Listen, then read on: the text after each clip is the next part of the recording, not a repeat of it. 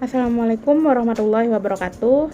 Selamat sore, kembali bertemu dengan saya Yayan Nuryanti pada edisi video pembelajar minggu ketiga bulan April tahun 2023. Pada kesempatan kali ini saya akan membahas masih dari buku yang sama, dari buku Finon, Finance for Non-Finance, yaitu tentang dividen.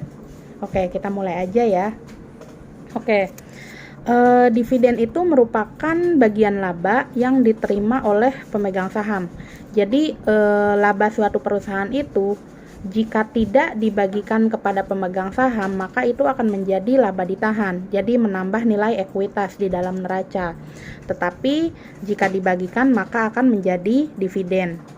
Oke, secara umum dividen itu bisa dibayarkan melalui dua metode, yaitu dividen cash atau cash dividen atau dividen saham atau stok dividen.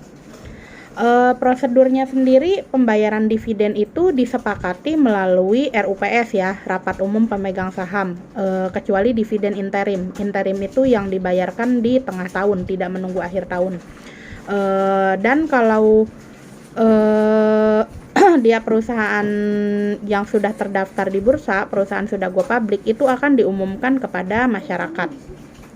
Yang diumumkan itu apa saja, yaitu nilai dividen per lembar, jumlah yang dibagi, dan rasio yang dibayar. Oke, pada saat RUPS itu ada dua hal penting yang diumumkan, yaitu mengenai dividen dan tanggal penting.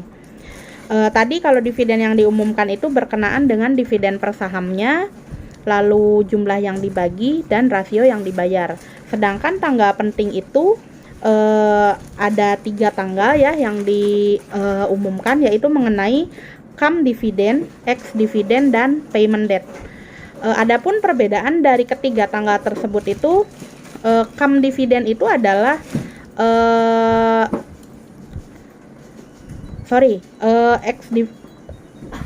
come dividend itu adalah 1 hari sebelum ex dividend date. Nah, ex dividend date sendiri ini apa? Jadi ex dividend itu tanggal yang paling penting. Kenapa? Karena di tanggal ini ditentukan siapa saja yang berhak terhadap dividen. Misalkan ditentukan tanggal ex dividend itu tanggal 14 November 2014 atau 2023 ya. Kebetulan nih bukunya tahun 2014. Misal diumumkan 14 November 2023 jam 16, jam 4 sore. Nah, artinya apa?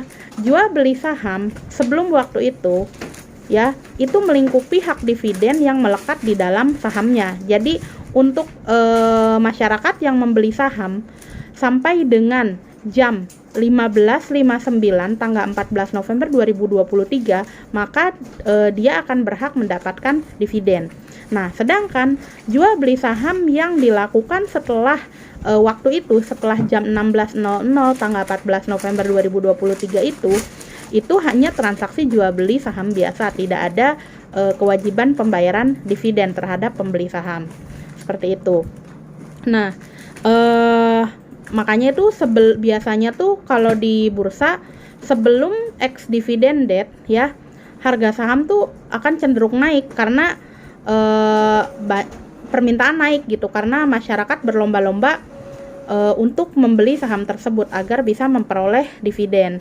Sedangkan sebaliknya, jika setelah tanggal ex dividend date itu cenderung nilainya itu akan turun karena yang tadinya udah beli banyak akhirnya jual, jadi penawarannya yang tinggi seperti itu.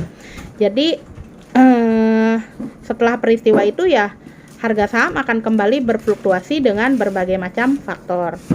Kemudian payment date yang ketiga yaitu payment date, yaitu tanggal dilakukan pembayaran dividen gitu.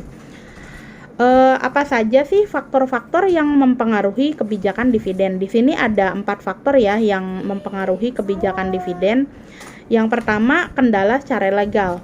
Kendala secara legal karena tidak seluruhnya modal itu bisa dibagi menjadi dividen. yang diperkenankan itu hanya saldo laba, jelas karena perusahaan tidak mungkin kalau tidak ada modal ya.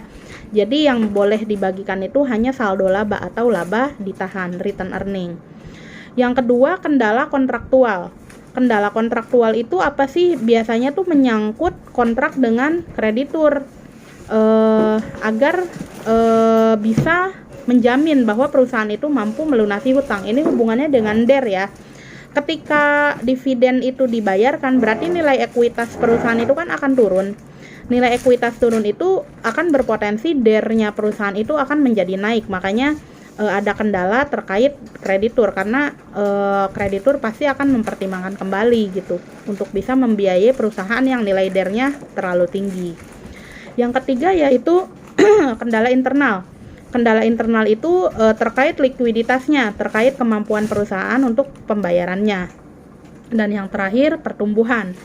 Karena pada dasarnya sebuah perusahaan itu kan pasti butuh dana untuk berkembang. Jadi jika dividen itu dibagikan, mungkin akan ada kendala terkait pertumbuhan perusahaan itu sendiri.